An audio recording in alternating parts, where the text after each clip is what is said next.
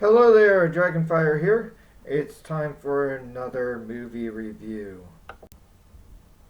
Today I am reviewing Ocean's 11, and just to be clear, I am reviewing the original Ocean's 11 down here that starred the Rat Pack, Sammy Davis Jr., Frank Sinatra, Dean Martin, uh, Angie Dickinson, and Peter Lawford were all in this movie.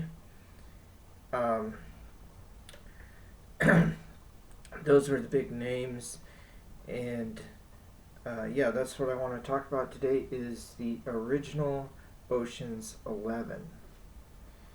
Now, okay, so I'm talking here today about the original Ocean's 11. As I said, this one came out in 1960.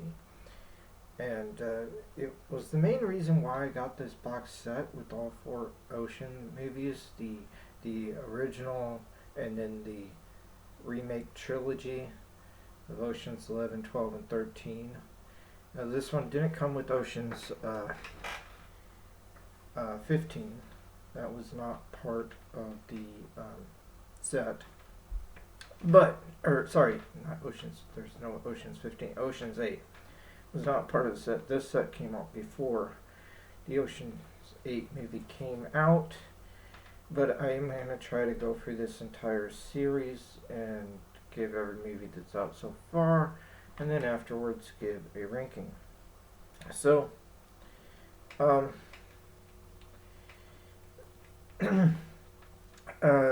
this um, movie is the reason I got this box set is it just looked so interesting to me because I think a lot of people, myself included, until I found out about this existence of this box set, didn't realize that Ocean's 11 was a remake.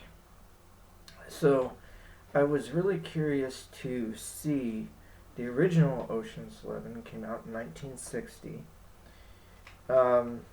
And years ago, I had already seen the trilogy of Oceans 11, 12, and 13, the ones that we are all familiar with, but I had never seen the original that it was originally based on.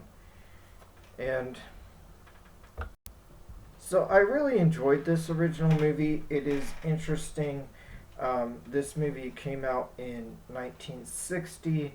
It's definitely not the oldest movie I've ever seen, but it's one of the oldest. I haven't seen very many movies that came out in the 60s.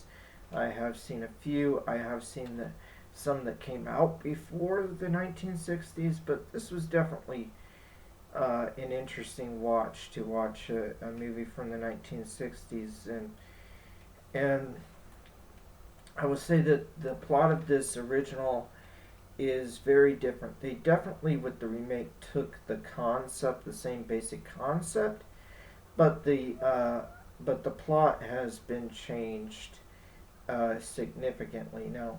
So in this movie, Danny Ocean is played by Frank Sinatra, and they have a number of the other characters played by other actors. I mentioned them already.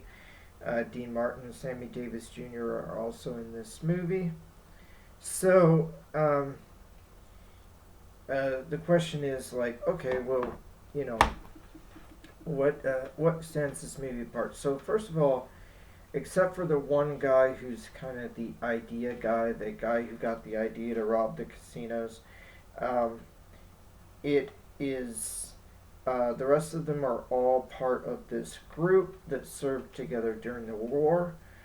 Um, I am gonna say I think they served together in World War One. They don't name what war it was, but no, I guess no. World War One was in the no. It would have been too long ago. I'm assuming it's probably World War Two because World War One I think took place in the 1910s. I think it started in 1914 or something like that. So by 1960, yeah, any World War One veterans would have been really old.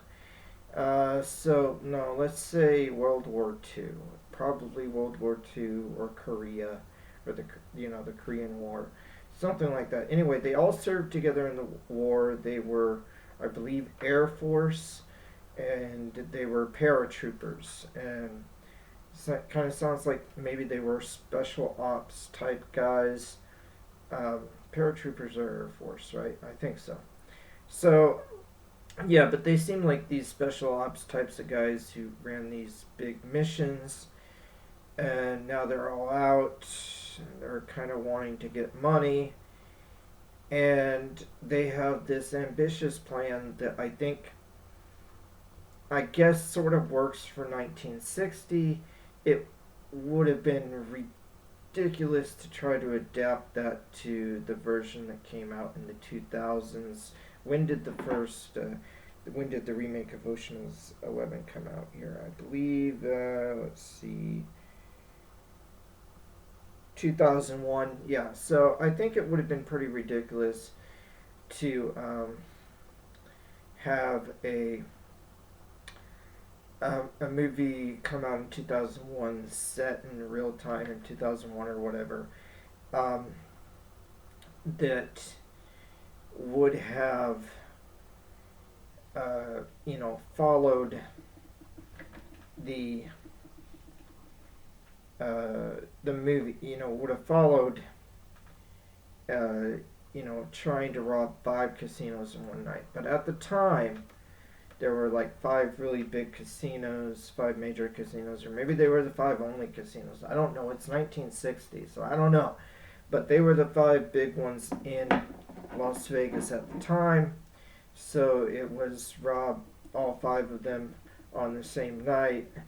They go through an explanation, they give you the explanation of how they're going to pull this off. There's a lot of the planning of the hikes in this movie is all explained and given out. So okay, you're gonna rob all five casinos in one night, and it's like, um, you're gonna try this, and they have a plan. And of course, they got 11 guys on the team. There's 11. I didn't actually count. I don't know if the 11 includes the guy who. I think it includes the guy who came up with the idea, who said we should rob all the casinos. I mean, he literally didn't do anything else according to the movie except for have the idea. But I think the 11 includes him. So Danny Ocean and his paratrooper guys are 10, um, who served in World War II. They're 10 guys, and because the movie came out in 1960, I believe it's also set in the same year that it came out. I didn't see anything, at least to me, that indicated it was set years earlier or anything like that. But maybe, I don't know, maybe it is supposed to be a period piece, maybe it's supposed to be set sometime earlier. But anyway, um, but yeah, so I'm assuming they served in World War II. Anyway, these guys, they uh, they come up with this plan. One guy is the electrician. He's gonna rewire some stuff, and then he's gonna shut the power off and turn it back on, which is gonna cause all the vaults to unlock or something like that. Because he's the electrician guy, he can do that. So I don't think that was really possible back in 1960 in real life, or today, or ever. But so you could say it's using a science fiction element there, but whatever. It's using a plot device where they give you a good enough explanation to make it sound somewhat plausible, to just give the movie at least have some explanation of how they're going to pull this seemingly impossible task off. Um, so yeah, they give you the typical plot stuff, so it you can be enough invested in the movie. You can have enough suspension of disbelief to kind of go, okay, yeah, yeah, I get it. I guess I get what's going on. So, and they give you, yeah, enough of an explanation so that it doesn't just leave you like, oh no, this is so unrealistic that I can't even get into this movie. If if if a movie doesn't have enough explanation of what's going on, you're just kind of like, "Ooh, that makes no sense." So they give you enough to make it make sense. Um, and okay, so they're gonna rob this place. They're going to uh, yeah, they're gonna you know make all this money, blah blah blah, and uh, yeah. So uh, part of the movie they say that they think that, or they're saying they're gonna have $1 million each. Uh, so they're robbing 5 casinos. Their goal is to have 1 million each. That's $11 million for the 11 people. That means that between the five casinos have about 2 million and some change each. 2 million, 2 million, 2.5 million, or two point roughly 2.2 million each. 2.25, or no, 2.2, 2.2. I think that's. Think if I can do math correctly. Yeah, 2.2 million each. Roughly, I'm sure they might rob one casino, might have a little more, another casino have a little bit less, but that's the goal, is to get $11 million, um, which would average out to 2.2 each. So, or 2,200,000 each. So, so they want to have $11 million so they can split it, 11 ways, $1 million each. And so they believe that's how much money they can get, and that's the goal of the movie. So it's this heist movie. There's some stuff in there where Danny Ocean interacts with his ex-wife.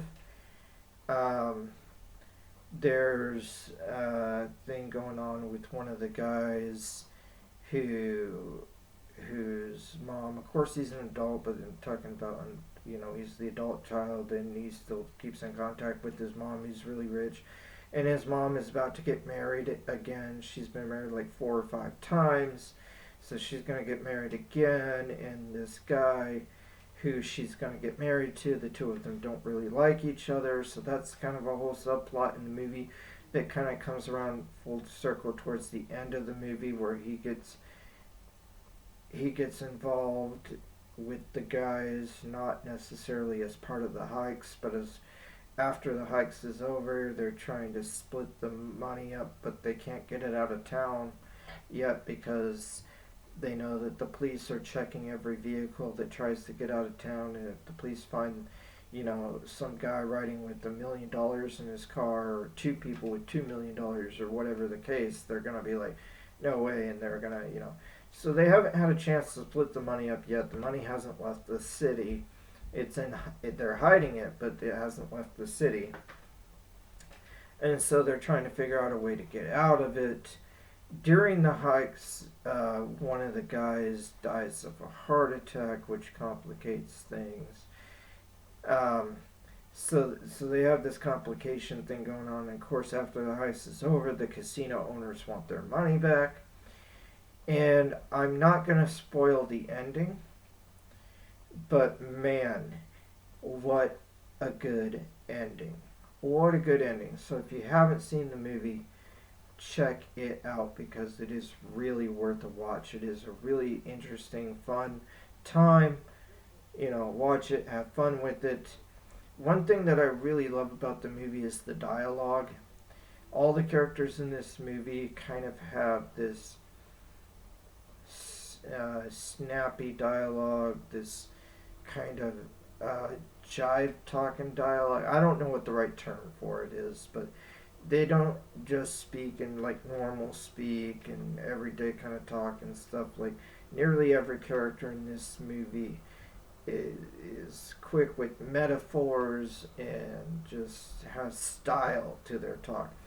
And the movie lets you hopefully say you're intelligent enough to kind of figure out what it means for yourself. They don't have to spell every little thing out for you, explain every little metaphor. They just let you do it. They let you watch the movie, and they let you, go across it and figure out what's being said and what the relationship between these characters are. And it just adds an extra little spice to the movie that I really enjoy. And so I have a really fun time with this movie. So if you haven't seen it, I totally recommend checking out Ocean's 11. It's a pretty fun movie. And yeah, the original Ocean's 11 from 1960. And next time I return to this franchise, I will review the remake, and then I'll keep working my way through the movies in the chronological order in which they came out.